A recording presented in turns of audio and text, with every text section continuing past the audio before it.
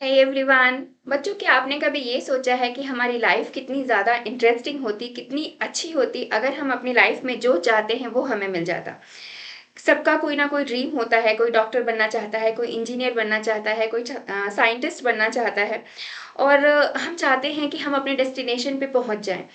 लेकिन बच्चों, इसके लिए करना क्या होता है? देखो, बेसिक पढ़ाई तो आप पढ़ रहे हो, स्कूल्स की पढ़ाई आपकी चलती रहती है, साथ साथ आगे जाके आपको कुछ कॉम्पिटिटिव एग्जाम्स देने पड़ते हैं, जिसको अगर आपने क्वालिफाई कर लिया तो लाइफ की बल्ले बल्ले हो जाती है। लेकिन अगर हम कहीं थोड़ा सा चूक गए तो हम अपने सपनों के पास पहुंचने से थोड़ा सा पीछे रह जाते हैं।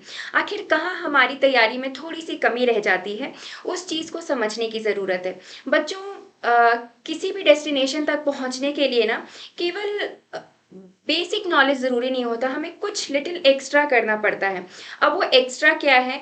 बच्चों, हमें अपने आसपास की दुनिया की भी जानकारी रखनी होती है। हम जिस स्टेट में रह रहे हैं वहाँ हमारे आसपास क्या हो रहा है, हम जिस कंट्री में हैं वहाँ क्या हो रहा है, पूरे वर्ल्ड में क्या चल रहा है, इसकी थोड़ी थोड़ी नॉलेज होना सभी के लिए बहुत ही ज़्यादा ज़रूरी है। और बच्चों, ये सेक्शन अंदर आता है करंट अफेयर्स के। सो करंट अफेयर्स ऐसा पोर्शन है जो आप किसी भी कॉम्पिटिटिव एग्जाम्स के लिए जाओगे, अगर एग्जाम देने, तो वहाँ आपसे ये ज़रूर पूछा जाता है। और आपकी यही सही एज है जहाँ से आपको थोड़ी थोड़ी एक्स्ट्रा लिटिल नॉलेज लेना बहुत ज़्यादा ज़रूरी है। और अगर आप अभी से इस फील्ड में आ जाओगे, थोड़ी थोड़ी नॉलेज लेना शुरू कर दोगे, तो आपको आगे जाके ज़्यादा मेहनत नहीं करनी पड़ेगी। सो आज मैं ये सेक्शन लेके आई हूँ करंट अफेयर्स का। बहुत ही बेसिक नॉलेज है जो आपको होना बहुत ही ज़्यादा ज़रूरी है। और अगर आपने आज से ये प्रैक्टिस शुरू कर दी, मैं वीकली ये करंट अफेयर्स आपके लिए लेके आ रही हूँ। हर मंडे में करंट अफेयर्स के कुछ पोर्शंस पोस्ट करूँगी। ये बहुत ज़्यादा डिटेल में नहीं होंगे क्योंकि अभी आप एट दैट एज नहीं पहुंचे हो। धीरे धीरे करके जो बहुत बेसिक इन्फॉर्मेशन है जो आपके पास अभी इस स्टेज पे होनी चाहिए, मेरी पूरी कोशिश रहेगी कि मैं उतना नॉलेज आपके तक पहुंचा पाऊँ। सो एवरी मंडे हम मिलेंगे करंट अफेयर्स के सेक्शंस में। सो चलिए आज से हम स्टार्ट करते हैं अपना करंट अफेयर्स। सो बच्चों, जो फर्स्ट क्वेश्चन है बहुत ही ज़्यादा बेसिक है। आई थिंक आप लोगों में से ज़्यादातर को ये पता भी होगा। So who is the current president of India? अभी इंडिया के करंट प्रेसिडेंट जो है वो कौन है? इसका आंसर है द्रौपदी मुर्मू। द्रौपदी मुर्मू जो है वो इंडिया की करंट प्रेसिडेंट हैं बच्चों। और ये 15th प्रेसिडेंट हैं। और ये कब बनी है? 25 जुलाई 2022 से ये हमारे कंट्री की प्रेसिडेंट है। बहुत ही बेसिक नॉलेज है लेकिन आपको पता होना चाहिए। आई एम श्योर ये पता होगा, बट कुछ ऐसे जो लोग हैं जिन्हें नहीं पता वो अभी जान लें। और ये चीज़, जिस कंट्री में आप रह रहे हो उसके प्रेसिडेंट का नाम पता होना बहुत ही ज़्यादा ज़रूरी है। ठीक है, चलो देखते हैं नेक्स्ट क्या है।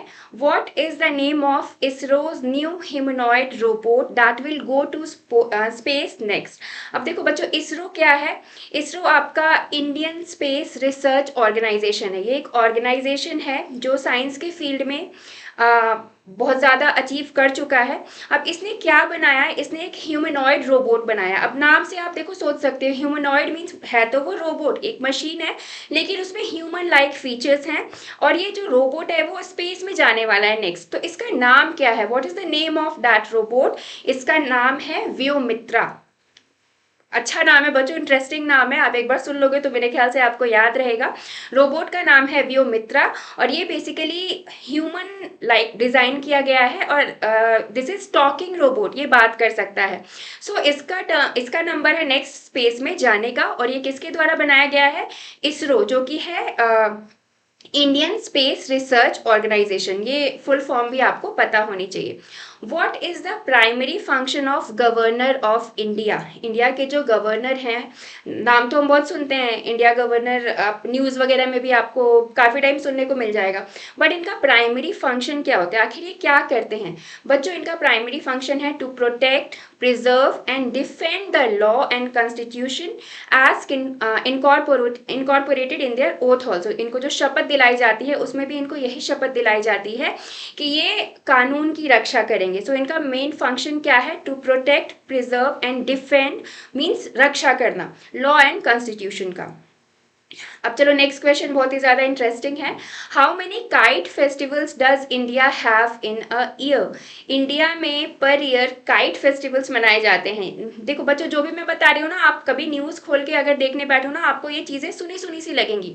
हम सुनते हैं बट इनकी बेसिक नॉलेज हमें होनी बहुत ज़रूरी है। तो इंडिया में अराउंड कितने काइट फेस्टिवल्स मनाए जाते हैं? बच्चों इसका आंसर है 200 काइट फेस्टिवल्स पर ईयर हम इंडिया में सेलिब्रेट करते हैं। और गुजरात में अभी 31st काइट फेस्टिवल जो है वो जनवरी में सेलिब्रेट किया गया है। चलो नेक्स्ट क्वेश्चन पे आते हैं। What are India's top sports in Olympics? Olympics में इंडिया के टॉप स्पोर्ट्स कौन कौन से हैं? बच्चों ओलंपिक्स के बारे में भी आपको पता होना चाहिए। हर 4 साल में ये ओलंपिक्स जो है ओलंपिक गेम्स खेले जाते हैं। अभी नेक्स्ट ओलंपिक्स आपका 2024 में होना है, जो कि अभी सपोज किया गया है कि पेरिस में हो सकता है कि हो। तो इसमें इंडिया के टॉप स्पोर्ट्स कौन कौन से हैं? सबसे पहला है field hockey, shooting, wrestling and athletics. So ये इंडिया के आपके टॉप स्पोर्ट्स हैं जो कि ओलंपिक्स में हैं। चलो next question. What is the professional 2020 cricket league in India called? ये तो सब आप लोग देखते हो ना, जब स्टार्ट हो जाता है तो फिर फुर्सत नहीं मिलती आपको पढ़ाई लिखाई करने की। कुछ इंटरेस्टिंग सा मैच होता है तो जो काम भी है हमारे वो हम पहले फिनिश कर लेते हैं कि भाई मैच आने वाला है। तो जो professional T20 cricket league India में होता है उसका नाम क्या है? वेरी इजी बच्चों, इसका नाम है IPL। आई थिंक ज़्यादातर लोगों को ये पता होगा। चलो नेक्स्ट क्वेश्चन पे आते हैं। Which Indian cricketer was recently given the Padma Vibhushan award? Padma Vibhushan अभी रिसेंटली किसको दिया गया है? सो बच्चों अभी 2008 में ये पद्म विभूषण जो है वो सचिन तेंदुलकर को दिया गया है। और ये पहला अवार्ड नहीं है जो उनको मिला है, उनको इसके पहले भी काफ़ी सारे अवार्ड्स मिल चुके हैं। क्योंकि उनका अचीवमेंट ही इतना ज़्यादा है क्रिकेट के फील्ड में। इनको 1994 में अर्जुना अवार्ड भी दिया गया है। 1997 में इन्हें राजीव गांधी खेल रत्न अवार्ड दिया गया है। एंड 1999 में इनको पद्मश्री भी दिया गया है। सोचो इनको कितने सारे अवार्ड्स मिले हैं। और ये पद्म विभूषण तो अभी इनको 2000 कुछ टाइम पहले 2008 में दिया गया है। Next question. Where is the headquarters of ISRO located? ISRO जो है उसका हेडक्वार्टर कहाँ है इंडिया में, ये कहाँ लोकेटेड है? सो बच्चों इसका आंसर है Bangalore. What are the 2 houses of the parliament? Again very easy question. ज़्यादातर लोगों को पता होगा कि हमारे पार्लियामेंट में जो 2 हाउसेज है उनका क्या नाम है? तो बच्चों इसका आंसर है Rajya Sabha and Lok Sabha. Which is India's smallest state? हमारी इंडिया जो है, जो हमारी कंट्री है, उसमें सबसे छोटे स्टेट का क्या नाम है? सो इसका आंसर है Goa. Goa is the smallest state in India. Who was the author of Ramayana? Ramayana जो हमारा काव्य है ना, जो बुक है रामायण, जिसको हम इतना पवित्र मानते हैं, पूजा करते हैं, रामायण के ऑथर कौन है? सो बच्चों इसका आंसर है वाल्मीकि। वाल्मीकि ने रामायण की रचना की थी। How many states and union territories are there in India? Again very basic information about your country. जिस कंट्री में हम रहते हैं उसमें टोटल कितनी स्टेट्स एंड कितनी यूनियन टेरिटरीज हैं? सो बच्चों there are 29 states and 7 union territories. Total 29 states हैं और 7 जो हैं आपके वो यूनियन टेरिटरीज हैं, जिसको हम केंद्र शासित प्रदेश बोलते हैं। चलो अब नेक्स्ट क्वेश्चन है। विच ड्रोन सॉल्यूशंस? अब थोड़ा सा बेसिक से ऊपर आते हैं, क्योंकि केवल बेसिक करने से भी नहीं होगा, कुछ तो एक्स्ट्रा हमें जानना ही पड़ेगा। Which drone solutions provider launched India's first traffic management system for drones? अभी ड्रोन्स क्या होते हैं बच्चों? ड्रोन्स के बारे में आपने सुना होगा। ये एयर व्हीकल्स होते हैं, ऊपर हवा में उड़ते हैं और बेसिकली इनमें कैमराज लगे होते हैं। किसी चीज़ की रिकॉर्डिंग अगर हमें ऊपर से करनी है ना, तो उसमें हम ड्रोन्स यूज़ करते हैं। जैसे आप अभी 26 जनवरी को जो परेड होता है, या इसके अलावा कोई भी चीज़ अगर हम कर रहे हैं स्पेशल और उसकी ऊपर से रिकॉर्डिंग करनी है, तो हम ड्रोन कैमराज जो है वो यूज़ करते हैं। सो ड्रोन सोल्यूशंस प्रोवाइडर, अगर ड्रोन्स भी सोचो आकाश में बहुत ज़्यादा हो जाएं तो इनकी भी ट्रैफिक मैनेजमेंट की ज़रूरत पड़ सकती है। सो कौन से सोल्यूशन प्रोवाइडर ने इंडिया का first traffic management system drone के लिए लॉन्च किया है? सो इसका आंसर है स्काई एयर। ठीक है, इसका आंसर क्या है? Sky air. इसने ड्रोन के ट्रैफिक मैनेजमेंट के लिए जो है सोल्यूशन प्रोवाइडर लॉन्च किया है। Which Indian state government has signed a memorandum of understanding with Patanjali foods limited for development and area expansion under palm oil cultivation. अब देखो बच्चों, इस स्टेट गवर्नमेंट ने क्या किया है, पतंजलि फूड्स के साथ मिलकर इन्होंने एक मेमोरेंडम जो है उसको साइन किया है। और इसमें ये क्या कर रहे हैं, पाम ऑयल की जो भी प्रोडक्शन हो रही है ना इनके स्टेट में, सो पतंजलि फूड के साथ इनको ये इनकॉर्पोरेट करेंगे। सो किस गवर्नमेंट ने साइन किया है ये मेमोरेंडम? ये नागालैंड गवर्नमेंट ने साइन किया है। और ये पतंजलि फूड लिमिटेड के जो वर्कर्स हैं ये ऑलरेडी कुछ स्टेट्स में काम कर रहे हैं, जैसे कि मिजोरम, अरुणाचल प्रदेश, असम एंड त्रिपुरा। इन स्टेट्स में ऑलरेडी जो पतंजलि फूड वर्कर्स हैं ये इस काम में लगे हुए हैं। सो ये बहुत ही ज़्यादा फ्रूटफुल रिजल्ट देने वाला है एक्चुअली। और ये पतंजलि फूड लिमिटेड जो है ये किसने इस्टेब्लिश किया था? आप सबको पता होगा, रामदेव बाबा के बारे में सबने सुना है। सो बाबा रामदेव एंड बाल कृष्णा, इन दोनों ने मिलकर ये जो पतंजलि फूड्स लिमिटेड है इसकी स्थापना की है। और ये बेसिकली 2006 में, बहुत ज़्यादा पुराना भी नहीं है, 2006 में जो है ये इस्टेब्लिश्ड हुआ है। 96 अखिल भारतीय मराठी साहित्य सम्मेलन ये इंडिया में कहाँ हेल्ड किया गया था? मीन्स इंडिया में ये कहाँ हुआ था? 96 अखिल भारतीय मराठी साहित्य सम्मेलन है बच्चों, ये इंडिया में कहाँ हुआ था? ये हुआ था वार्धा डिस्ट्रिक्ट ऑफ महाराष्ट्र में, वहां पे इसको आयोजित किया गया था। Goods and service tax, GST, ठीक है, कहीं भी आप रेस्टोरेंट वगैरह में खाने जाते हो, कोई भी चीज़ आजकल तो हम कुछ भी खरीदते हैं साथ में हमें जीएसटी देना पड़ता है, जो कि गुड्स एंड सर्विस टैक्स है। सो इसका कलेक्शन अभी इंडिया में जनवरी 2023 में कितना था? GST collection, how much GST collection was there in India in January 2023? So इसका आंसर है अराउंड 1.55 लाख करोड़। ठीक है, इतना GST अभी इंडिया में जनवरी 2023 में कलेक्ट हुआ है। Union home minister Amit Shah laid the foundation stone for the national forensic sciences university at where. अब देखो यहाँ सब कुछ एक्सप्लेन किया हुआ, बस आपको जगह पूछा जा रहा है। जो यूनियन होम मिनिस्टर हैं हमारे मिस्टर अमित शाह, उन्होंने क्या किया? फाउंडेशन स्टोन रखा है, दैट मीन्स ये बनने वाला है अभी। और किस चीज़ के लिए रखा उन्होंने foundation stone? National forensic sciences university. लेकिन ये कहाँ रखा गया है, कहाँ पे इसकी स्थापना होनी है? ये होनी है आपको university of agriculture sciences at Dharwad in north Karnataka.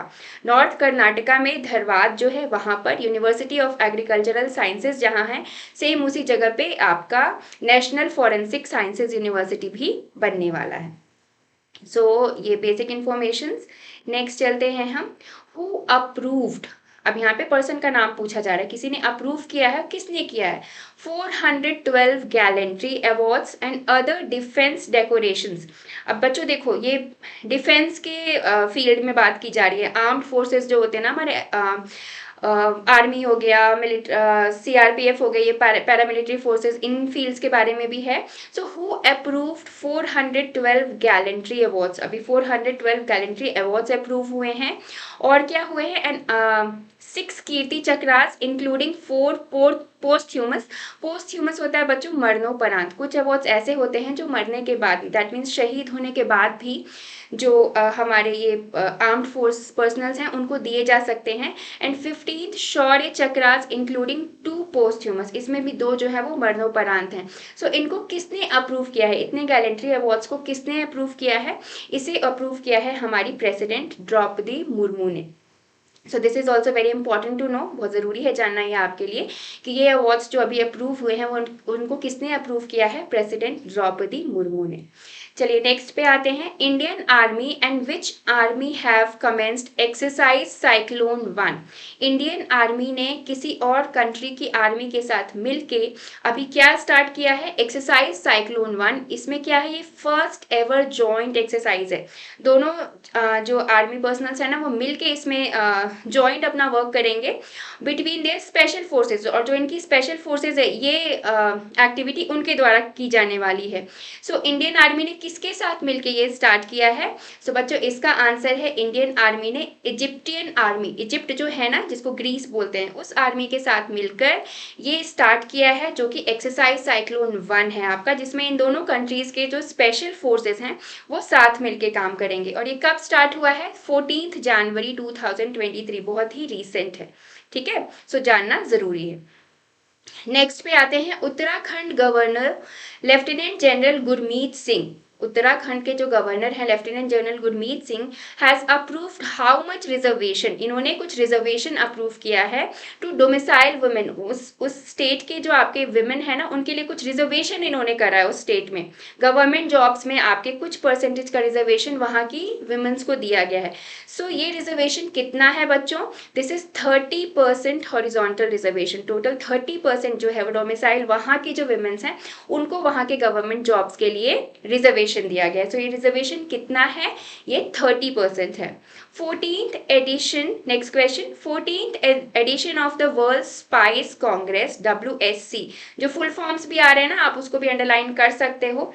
WSC जो है आपका, that means World Spice Congress to be held in which Indian city from 16th to 18th February 2023, actually ये हो चुका है, लेकिन ये कहाँ हुआ है? 14th edition of world spice congress, ये कहाँ पे हुआ है? ये हुआ है इंडिया में, मुंबई में।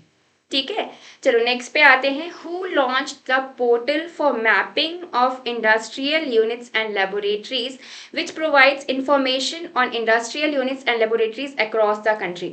अब हमारी पूरी कंट्री में आपके इंडस्ट्रियल यूनिट्स कहाँ पे हैं, किस तरह से एक्सपेंड है, लेबोरेटरीज कहाँ पे हैं, कैसी हैं, इसके बारे में एक पोर्टल अभी लॉन्च हुआ है। ठीक है, जिससे आप सारी इंफॉर्मेशन ले सकते हो। ये पोर्टल किसने लॉन्च किया है? सो बच्चों ये पोर्टल लॉन्च किया है bureau of Indian standards, that means BIS। BIS क्या है? ब्यूरो ऑफ इंडियन स्टैंडर्ड्स, इसने अभी लॉन्च किया है, जिससे आप अपनी पूरी कंट्री के इंडस्ट्रियल यूनिट्स एंड लेबोरेटरीज के बारे में इंफॉर्मेशन ले सकते हो। तो चलो नेक्स्ट पे आते हैं, Bangladesh prime minister Sheikh Hasina inaugurates first metro rail. Bangladesh की जो प्राइम मिनिस्टर है शेख हसीना, उन्होंने फर्स्ट मेट्रो रेल को इनॉग्रेट किया है। कौन सी सिटी में किया है बच्चों? इन्होंने इनॉग्रेट किया है इसे ढाका में। ठीक है, बांग्लादेश का कैपिटल है Dhaka. Next question, chairmanship of the plenary of Wassenaar arrangement was assumed by which country? अब बच्चों देखो वासेनार अरेंजमेंट क्या है? This is basically a multilateral export control regime है। ये एक्सपोर्ट कंट्रोल रिजीम है और इसमें बेसिकली क्या होता है, जो आर्म्स वगैरह है ना, हथियार, इनका एक्सपोर्ट एक जगह से दूसरी जगह जो होता है, सो उसके बारे में एक मॉनिटरिंग करनी होती है। और इसकी चेयरमैनशिप जो है वो अभी किसके द्वारा क्लेम की गई है, अभी कौन इसका चेयरमैनशिप जो है वो लेने वाला है? सो ये इंडिया ने क्लेम की है। ठीक है, India has claim the chairmanship of the plenary of the Wassenaar arrangement. Okay, चलो नेक्स्ट क्वेश्चन पे आते हैं, as per Indian government latest report how much have been spent on cleaning the Ganga since 2014। ये नरेंद्र मोदी के द्वारा स्टार्ट किया गया बहुत ही अच्छा सा प्रोजेक्ट है क्लीन गंगा। आपने काफ़ी टाइम सुना होगा, 2014 से ये स्टार्ट हो चुका है और काफ़ी ज़्यादा सफाई हो भी चुकी है हमारे रिवर की। सो इस पे बेसिकली यहाँ ये पूछा जा रहा है कि कितना खर्च हो चुका है, कितना इस पे स्पेंड किया जा चुका है। सो इसका आंसर है 13,000 करोड़। इतने पैसे अभी तक क्लीनिंग गंगा प्रोजेक्ट में स्पेंड हो चुके हैं। Next question, which Indian institute received the prestigious Wharton QS Reimagine Education Awards? बच्चों ये जो अवार्ड्स हैं आपके Wharton QS Reimagine Education Awards, ये एजुकेशन के फील्ड में न्यू अचीवमेंट्स और इन्वेंशंस के लिए दिए जाते हैं। सो किस इंडियन इंस्टीट्यूट ने ये रिसीव किया है? ये मिला है Indian institute of technology Madras, IIT Madras को ये दिया गया है। Next question, who approved the investment for 382 MW Sunidam hydroelectric project in Himachal Pradesh by SJVN Limited at an estimated cost of rupees 2,614.51 crore? इसको किसने अप्रूव किया है? इतना जो इन्वेस्टमेंट है आपका, उसको किसने अप्रूव किया है? ये अप्रूव किया है cabinet committee on economic affairs. इसने अप्रूव किया है। और ये किसका फुल फॉर्म है? CCEA, that is cabinet committee on economic affairs. इसने क्या अप्रूव किया है? इन्वेस्टमेंट को अप्रूव किया है। कितने का इन्वेस्टमेंट है? ये इतना इन्वेस्टमेंट है आपका 2614 करोड़ 0.51 करोड़ का। और किस चीज के लिए अप्रूव हुआ है ये? 382 MW सुनी डैम हाइड्रो इलेक्ट्रिक प्रोजेक्ट। ये एक प्रोजेक्ट है आपका डैम के ऊपर, उसके लिए इस चीज को अप्रूव किया गया है। चलो नेक्स्ट पे आते हैं। Which group won the contract to develop Medan airport in Indonesia? अब इंडोनेशिया में आपके मेडन एयरपोर्ट को डेवलप करना है, ये कॉन्ट्रैक्ट कौन से ग्रुप को मिला है? GMR ग्रुप को ये कॉन्ट्रैक्ट मिला है। Next question, Puma India appointed whom as its brand ambassador. ये आपने जरूर देखा होगा न्यूज वगैरह में, या ऐसे भी आप फॉलो करते होगे इस एक्ट्रेस को तो आपको पता चल गया होगा। प्यूमा इंडिया ने अभी किसको अपॉइंट किया है अपना ब्रांड एम्बेसडर? इसने किसको बनाया है? सो एक्ट्रेस अनुष्का शर्मा, ये प्यूमा की अब से ब्रांड एम्बेसडर है। Which company launched it's 5G services in Andhra Pradesh with an investment of ₹6,500 crore. एक कंपनी ने अभी इसकी 5G सर्विसेज लॉन्च की हैं आंध्र प्रदेश में, और टोटल कितना इन्वेस्ट किया है बच्चों? 6,500 करोड़। तो ये कौन सी कंपनी ने किया है? ये कंपनी है आपकी रिलायंस जियो। इसने अभी आंध्र प्रदेश में 5G सर्विसेज लॉन्च की हैं और इतने का इन्वेस्टमेंट किया है। Next question, which consultancy company said India will become the third largest economy by 2037? किस कंसल्टेंसी कंपनी ने ये कहा है कि इंडिया जो है वो थर्ड लार्जेस्ट इकोनॉमी बन जाएगी? कब तक? 2037 तक। सो ये कहा है centre for Economics and Business research, that is CEBR। ठीक है, फुल फॉर्म्स भी हमेशा इंपॉर्टेंट होते हैं बच्चों। CEBR क्या है आपका? Centre for Economics and Business Research. So इसने ये क्लेम किया है कि इंडिया जो है आपकी थर्ड लार्जेस्ट इकोनॉमी बनने वाली है साल 2037 तक। चलो नेक्स्ट क्वेश्चन देख लेते हैं जो आज का लास्ट है। Russia to supply third S-400 air defence missile system to India by, अभी कब तक देने वाला था रशिया? ये देने वाला था आपका फरवरी 2023 तक। इंडिया को जो है वो Russia air defence missile system provide कर रहा है, और थर्ड मिसाइल सिस्टम फरवरी 2023 तक प्रोवाइड करने की बात हुई थी। 2 मिसाइल सिस्टम्स जो हैं वो रशिया ऑलरेडी इंडिया को प्रोवाइड करा चुका है। So this was few basic knowledge, extra little knowledge मैं कह सकती हूँ आपको, कुछ करंट अफेयर्स थे जो आपके लिए जानना ज़रूरी है। सो बच्चों आई होप जितने भी मैंने पॉइंट्स बताए उसमें आधे से ज़्यादा तो आपको अभी सुन के याद हुए होंगे, क्योंकि बहुत बेसिक चीज़ें हैं। और जो कुछ एक्स्ट्रा रह गया है वो इस वीडियो के थ्रू अगर आप 2-3 टाइम्स जाओ तो आपको कहीं ना कहीं आपके दिमाग में ज़रूर ये बात धीरे धीरे करके बैठ जाएगी। सो हर मंडे मेरी कोशिश रहेगी कि कुछ करंट अफेयर्स का सेक्शन मैं आपके सामने लेके आऊँ, जिससे आपकी नॉलेज थोड़ी थोड़ी इन्हांस होती रहे। So stay tuned and thank you for watching this one. See you in my next video. Bye bye everyone.